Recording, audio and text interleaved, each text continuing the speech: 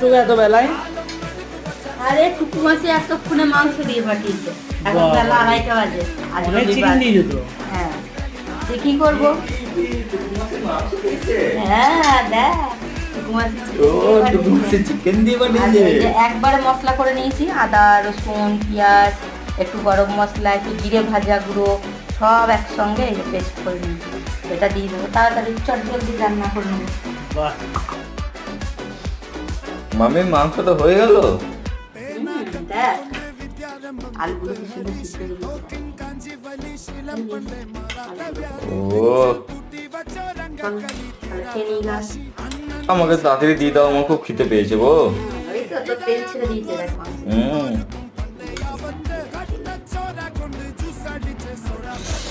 ও